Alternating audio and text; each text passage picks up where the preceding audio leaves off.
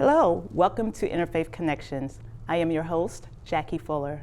Today's episode, we're featuring a unique guest who's bringing a different type of flavor to our regular episodes. Her name is Sheena Foster. She is a social entrepreneur, an urban farmer, and a future Sumerian. Thank you, Sheena, for coming on the show today. Thank you for having me, Jackie.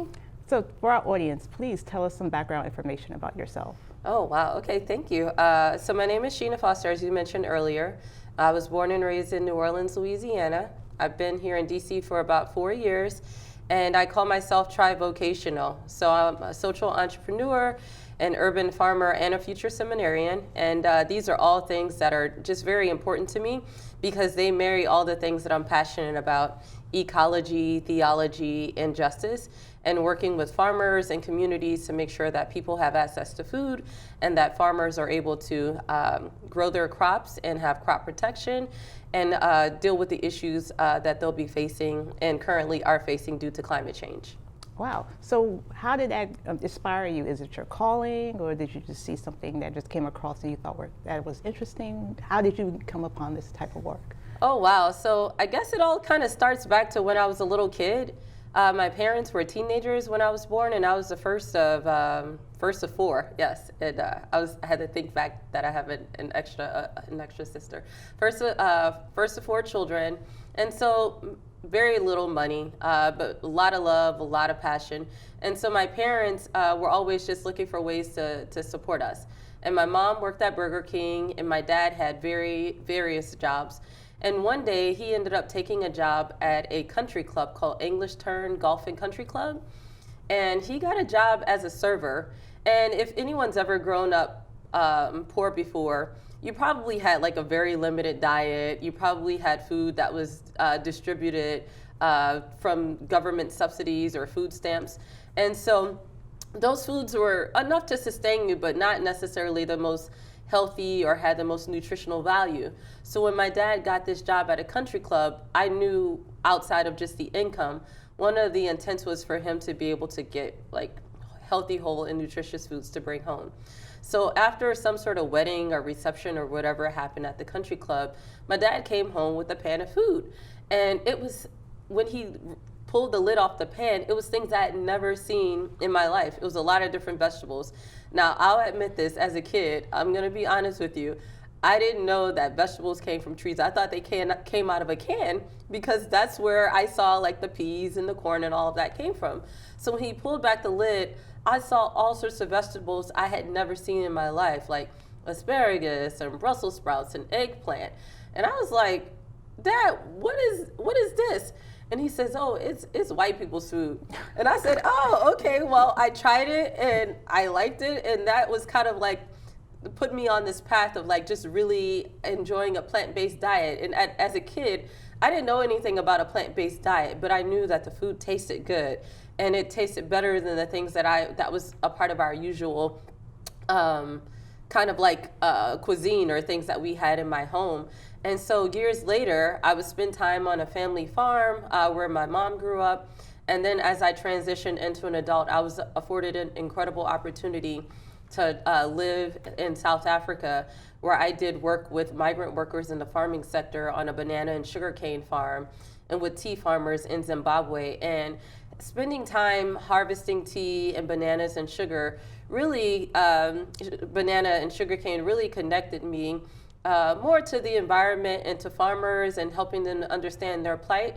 But it wasn't until I returned back to Washington, well, actually to the United States, and spent some time thinking about ways that I can improve the health condition of myself, others who were facing chronic health illnesses that were diet related, that I thought about how do I work with communities to help heal them. And a lot of healing comes from, the first step is through agriculture and the food that you eat.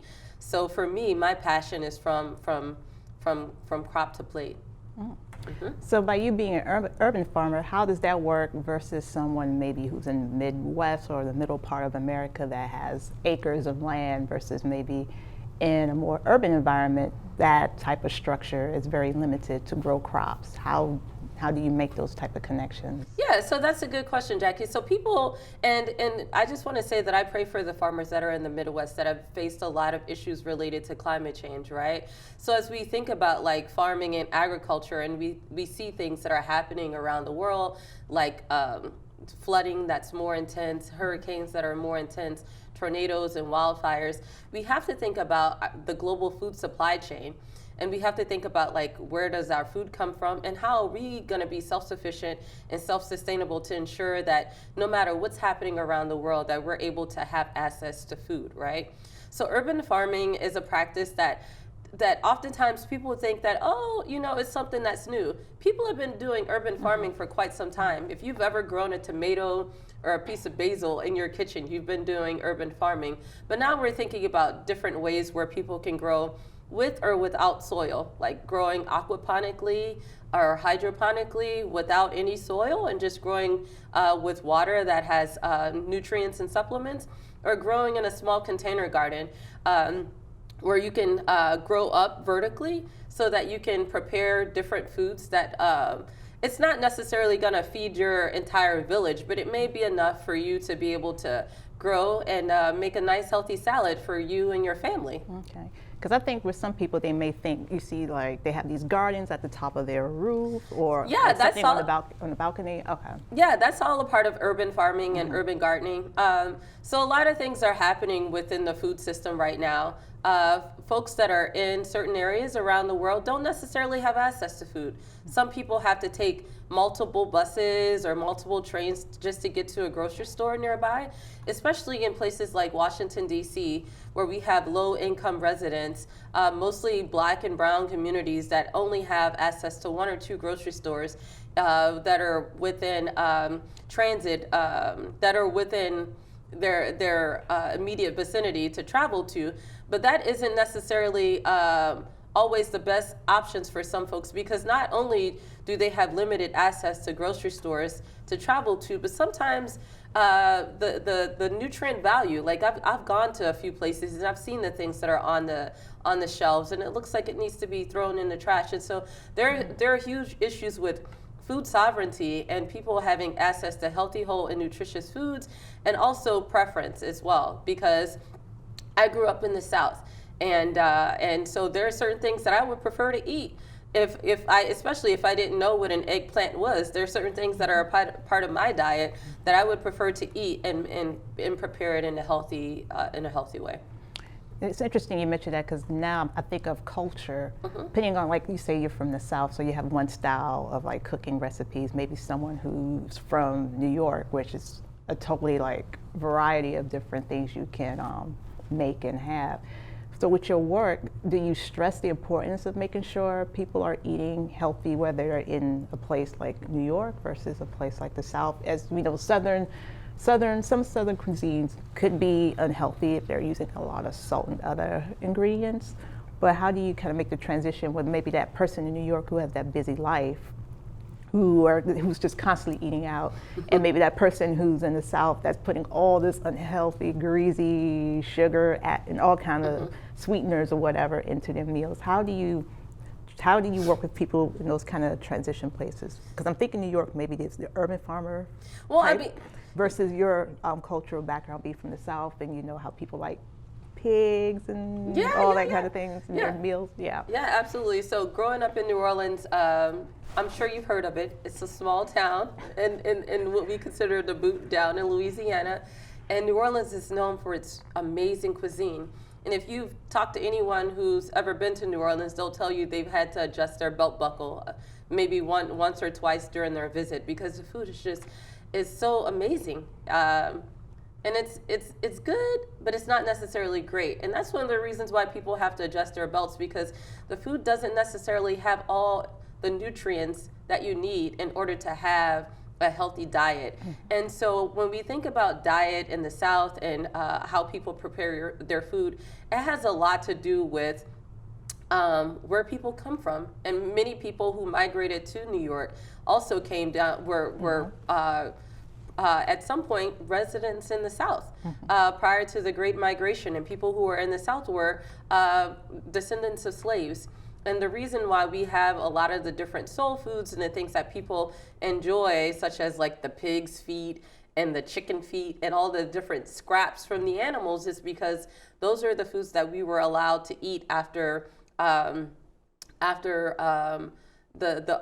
slave owners were able to have the better parts of the meals. And so we did as we knew best, to add different salts and different seasonings and herbs from the garden to make those things taste very good. But just because you're from the South and you have a diet that is heavy on sugars and butters and lards and all of that, doesn't mean that you can't necessarily eat healthy. And so it's funny that you mentioned New York, because I actually lived in New York. I lived in Harlem for 5 years, and while in Harlem, I didn't cook as much as I do now, because it's a city, fast moving, you want to get out. I was a little bit younger then, and so I enjoyed the happy hour scene. I enjoyed dining at restaurants, and so, but the times where I did spend in my kitchen, I would go and I would find ways of taking those things that I enjoy eating and preparing them in a healthier way. One of the things that I didn't mention, I could probably mention it now, is that I have gluten intolerance, celiac disease. And so a lot of those things that I enjoyed eating as a kid, like the gumbos down in New Orleans, and anything made with a flour or rye or any kind of wheat, that would irritate my my gastrointestinal my tract. I had to find ways of being more creative to be able to make those things today, so that I could still enjoy the gumbos and the etouffees. And so I think if we're talking about how people could find healthy ways of eating things, I think it's really more so about the ingredients, but really just understanding, like, you're having what a healthy plate looks like. And there's a website that you can go to called myplate.gov, where you can just get a sample of all the different things that you need on your plate. But also, we need to think about quantity, because here in the United States, we love food. There's a lot of food waste, and we also overconsume, and we eat sometimes 2 times more than what we should be eating on a plate. So It's interesting. I'm thinking, because you mentioned the gluten-free. Yeah. In some houses of worship, they actually have gluten-free type foods now for the congregants, but everyone may not gravitate to the gluten. Maybe they want, some want gluten, maybe some do not. Is there a way that there could be a healthy balance to make sure there's like a nice variety of healthy food that can cater to different diets that an individual has? Yeah. What would you recommend for faith-based community? Well, for faith-based communities, for one, I think it's important for folks to really investigate and just try to understand people's dietary needs, because gluten intolerance is a condition that many folks have. But I think that if you don't have celiac disease or gluten intolerance, that you shouldn't be depriving yourself of bread. Because when I see bread, I want bread, because I love bread. And so I think that, and especially when you have certain dietary restrictions, sometimes it could be a little bit more expensive and costly. So I don't think that that communities of faith should have gluten-free just for the sake of having it. Make sure that it's a part of people's dietary restrictions, and make sure that you can have something that everyone enjoys, because the things that are gluten-free aren't necessarily the most they aren't the most tasty at times. They can be, dependent upon the person who prepares it. But I think that congregations and places of faith should keep in mind people's dietary restrictions, and not only just for gluten-free, but make sure that you find out if people have plant-based diets, and make sure that you cater to the crowd of those who don't eat bacon, even though I love bacon, and those who don't eat any other types of meat. And so, yeah, I think that those are definitely important things to consider when having in any sort of event, to make sure that you cater to people's dietary restrictions. So I'm thinking also, you mentioned about having exposure to knowing where foods come from. What can people do, particularly maybe in urban environments, to make sure young people or even adults, because there are people now who are coming out on their own and they don't know how to cut an avocado. There's the millennial jokes about that, another episode. But What can people do to like get this kind of exposure that you have that never had the advantage of growing up on a farm or going, those pumpkin, you pick a pumpkin during, the fall season at your school or going to a farmer's market? Yeah. Mm-hmm. What kind of other types of exposure? You did mention one, and farmers markets are one of the best ways of being able to bring what happens bring like the produce from a farm directly from the farm to the market versus people going into grocery stores. And so farmers markets are really, I actually enjoyed them, but I keep in mind that farmers markets are a little bit more expensive. And so in places like Washington, D.C. and other places around the country, people could actually use their SNAP benefits. And so if you are from a low-income family and you want to be able to have healthy, whole, and nutritious vegetables, but you feel like it's not accessible, or if you feel like, oh, I have some sort of federal benefits and I want to go to a farmer's market, but I don't have cash, I think that folks should investigate to find out, will they take my benefits? In most cases, they will take your benefit card so that you can go and get the vegetables and the produce that you need to be able to have a healthy plate for yourself and your children and your family. I think that with the advent of technology, there's a lot of ways that people right now are shopping in their pajamas. I know that there are some stores where you could just order directly online and have your groceries delivered to your doorstep. And for people like me, I actually like to have my avocado in my hand or my watermelon in my hand. And if I can't go directly to a farm and glean it, I prefer to go to farmers markets. But I think that there are different ways for people, depending upon your budget, your access to transportation, and just with your preference on how you can get produce. But I think the most important thing is to think about ways that you can eat healthy so that you can have a healthier lifestyle, because not eating healthy impacts a lot of things that we don't necessarily think about, especially within children. Children tend to have poor concentration when it comes to being in the classroom. Sometimes you might find yourself being a little bit more tired than usual at work, which was my case when I investigated and found out that I had celiac disease, because I was trying to figure out, like, why am I sleepy? I just had this everything bagel, and I started investigating. And so if you find that things are going wrong and you have a tummy ache or there are things that are happening with your body, don't just ignore it. Please go and see a doctor and think about ways that you can incorporate a healthy diet at home. Sheena, you mentioned a very interesting term called gleaning. Can you explain what exactly that is? Oh, yeah. So gleaning is when you go to a farm, you take your own bag, your own shears, your own gloves, you put on your boots and you go out and you get your own produce.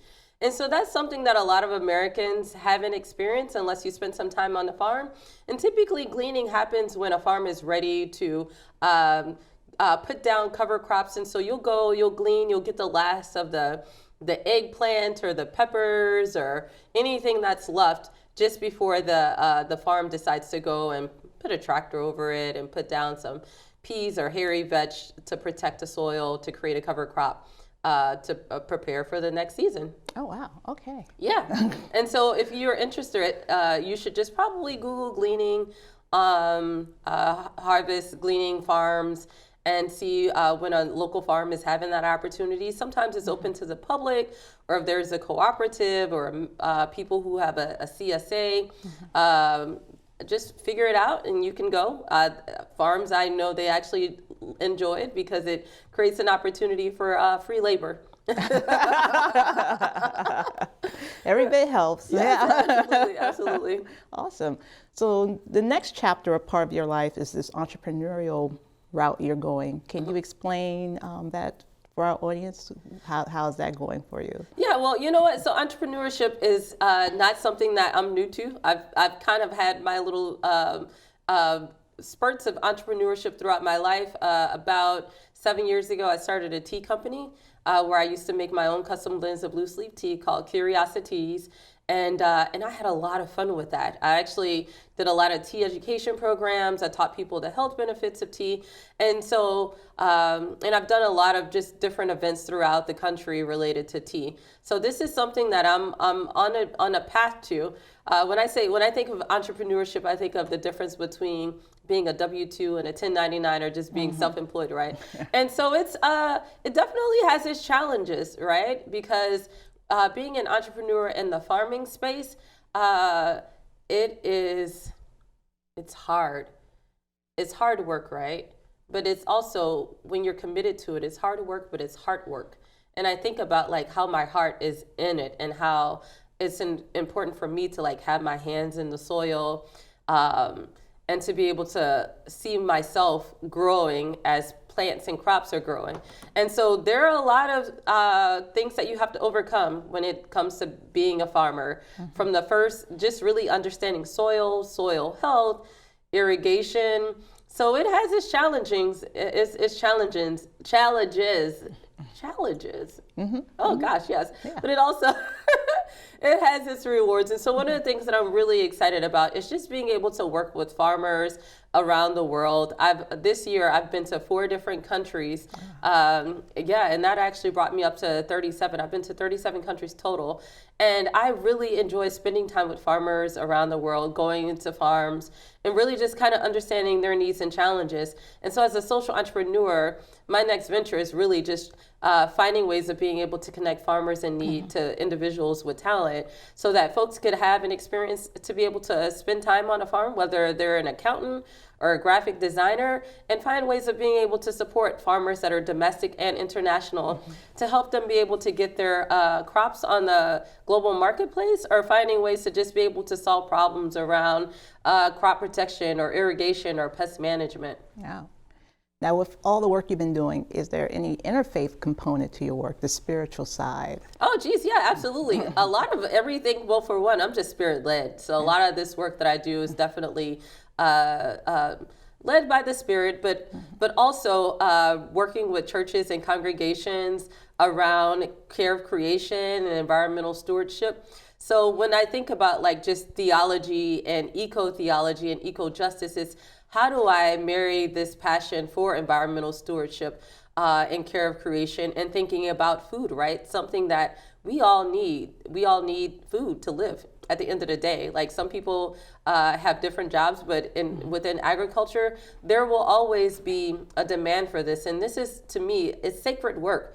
It's God's work to be able to take care of the land and to be able to engage with people to help them heal themselves through food and to heal one another through fellowshipping around food and around agriculture. So yeah, I'm really excited to be able to work with more communities of faith who are interested in starting community gardens or learning how to work with farmers around the world or supporting farmers around the world and just fellowshipping around food, or if they're interested in learning more about composting. So what's your vision in the next 5 years with this path you're on? What do you see yourself doing within the next 5, like your mission and vision? How do you see all that coming into play the next 5 years? Yeah, so I have a keen interest in, like I mentioned earlier, eco-theology. And so right now I'm just preparing for graduate school, a Master's of Divinity and or a PhD in agriculture, leadership and extension education. So I'm just really excited about the opportunities for me to be able to marry my passion for teaching within the space of agriculture with my passion for the gospel and God's word and caring for creation. And so within the next 5 years, I see myself working within a leadership capacity within a congregation, whether it's pastoring a church and or pastoring and teaching academically agriculture, and just really finding ways of being able to just marry those two things together. Okay. And outside all of that, what do you do for fun? How does Sheena relax or enjoy life in addition to what she's called to do? Oh, geez. Well, when I'm not Ubering everywhere, yeah, sometimes when you're a farmer, you have to find other ways to sustain yourself. But I enjoy listening to vinyl records, which I have not had a chance to do in quite some time.